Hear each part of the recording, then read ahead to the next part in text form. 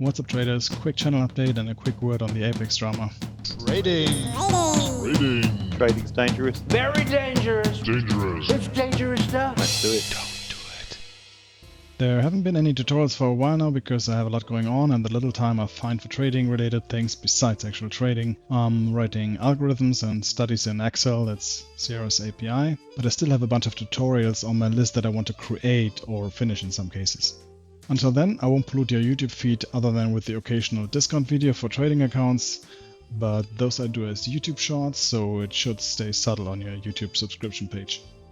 Speaking of discounts, because Apex had some trouble with TraderVate, they decided to extend that 90% discount to, I believe it's the 28th, and the one-time fee for that 250k account for 17 bucks I think is extended to the 1st of June.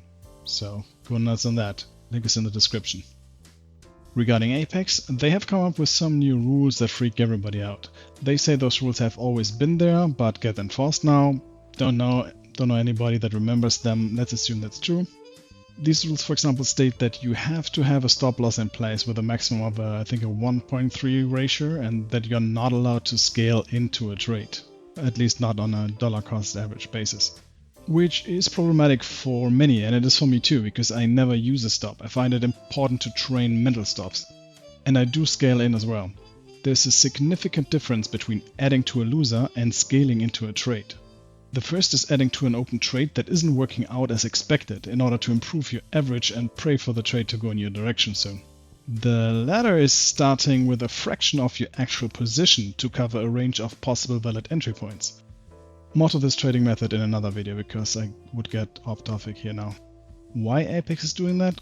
Well, they make money primarily off the 90+% of traders that aren't profitable and keep blowing and buying evals and PAs. So obviously they try to keep payouts low. It's a business. That's what separates them from an actual prop firm. And I don't mean that in a negative way at all. We all know it and accept it, and they provide us with a great leverage for it, and we're grateful for it. It's just business. Some people obviously have found ways to exploit that. Now, generally finding exploits and gaming the system is part of trading. There are no rules. But when you have the leverage to make thousands or lose 20 bucks if it goes wrong, you have risk-reward options that you couldn't apply to your cash account. And Apex are the ones that have to give for that, so naturally they try to create rules to prevent exploits. That means in a way telling us how to trade and kind of changing the mentality of what trading is as a side effect. Which sucks. After the last announcement there was a lot complaining, and I think Apex underestimated the ratio between exploit losses and losing traders as a client as an effect to their preventative rules. So they started pedaling back.